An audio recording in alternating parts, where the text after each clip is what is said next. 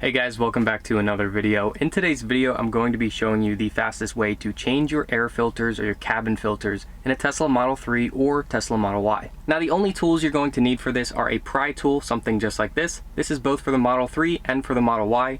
A T20 tool if you're doing this on a Model 3, and a standard wrench if you are doing this on a Tesla Model Y. The only thing that is going to change in this entire process between a Tesla Model 3 and a Tesla Model Y is which tool you're using to get out a screw or a hex nut. Now also keep in mind there are two air filters in the Model 3 and the Model Y. They look just like this. This is actually an upgraded one. The reason that I use the upgraded ones is because I get a mildew scent in my Model 3, so these standard filters just don't cut it. They don't last as long. Using something upgraded like this has activated carbon, it has sterilization in it, so it keeps that mildew smell from happening. Now one last thing before we get started, no matter how mechanically inclined you are, I recommend doing this yourself. If you pay for Tesla to come out, it's going to cost you $137 to have this job done. 78 of that is going straight into labor, and this whole process takes about 5 minutes. Additionally, if you have Tesla come out and do this, you're just going to get the standard filters, whereas if you do this yourself, you can order the upgraded filters and they'll last you a lot longer. So without further ado, let's go ahead and jump into the front of the car and get started on this. Alright, so the first thing we need to do is get our tools ready. So these are the filters I was talking about before, and they actually come with the tools you need.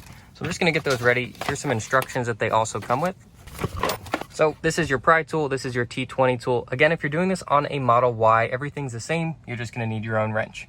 So once your tools are ready, the first thing we need to do is turn climate control off. Now we need to come over here and take this mat and just pull this out, and you can actually use this for your knees. And then the first step in this process is we use our pry tool, and we actually have to remove this wall right here. We're going to start from the top, and we're just going to start pulling this out. Do it up top here because you'll have the most leverage, but once you get your tool in here, you can slide it down.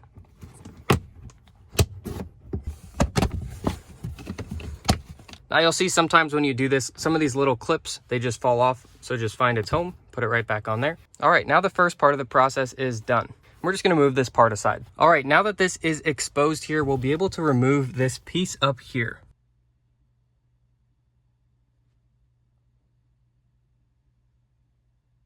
All we have to do is take the back side of our pry tool, and you'll find 4 pins that we need to remove. Now there's 2 parts to this. You take the little bit here, put it in the side, and pull the initial part of the pin down. This loosens the pin. And then you put the pry tool all the way up, and the pin will come right out in your hand. As you can see, this is how these pins work. It comes like that. And if you pull it too far, it will actually come all the way out. So just be careful of that. But when they're in their locked position, that's how they look. This is the hole you're looking for. That'll just pull out just like that, and then you can remove them. So you just want to find all 4 of these. And the last one's over here. So once you have all 4 of these pins removed, now we need to lower this piece. Now you'll see right up here, you can stick your tool in and it'll actually start to come down for you. And once you get this out, you can pull it a little bit and it'll kind of fall into your hand. And from here, there's 2 wires we just need to disconnect. This is the light, it comes right out. And this is the speaker. Now that this is fully disconnected, we can remove this piece and put it to the side as well. So now is where our T20 tool or our wrench would come in. So if you look all the way up here, if you follow this, it's actually a high voltage wire. You can touch it, no problem. Just make sure you're not cutting it. All the way at the top is a tiny little screw. You can see it right up there. This is what you're going to use the T20 tool for. Now, if you are in a Model Y, you'll just be using a wrench for this part. Now, this is definitely going to be the most difficult part of this entire process. So take your time here and make sure that you don't lose the screw once it gets fully loose. Now, once you start to get the screw really loose, I recommend putting your fingers up here and grabbing the screw and removing it just like this. This way you don't lose your screw anywhere back here and have to go trying to find it. So now we're basically ready. So all we have to do at this point is just pull this wire away from the side, and we can actually pull this right out. Now, since this is a high voltage wire, just be careful that you're not shoving it or bending it in any weird ways. You just want to kind of push it down to the side. Now back here is actually our air filters. So all we have to do here is just pull the tab here, and the air filter will pull right out. Now these are the Tesla standard air filters that will be coming in your car. This is what we're going to be replacing with the upgraded ones. Now remember, there are 2 air filters, so you have to go back in. Once you get that tab lifted, it's very easy.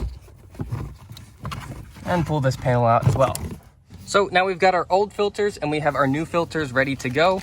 As you'll see on the filters, make sure you're putting them in the right direction.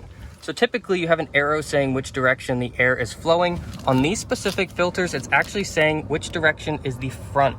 So if you do get these filters, just keep in mind that you want the air to be flowing through this end, and this end is going to be facing you inside the car. So all we have to do here is go back up top and slide in the new filters. And then once these filters are in, we basically just reverse the process.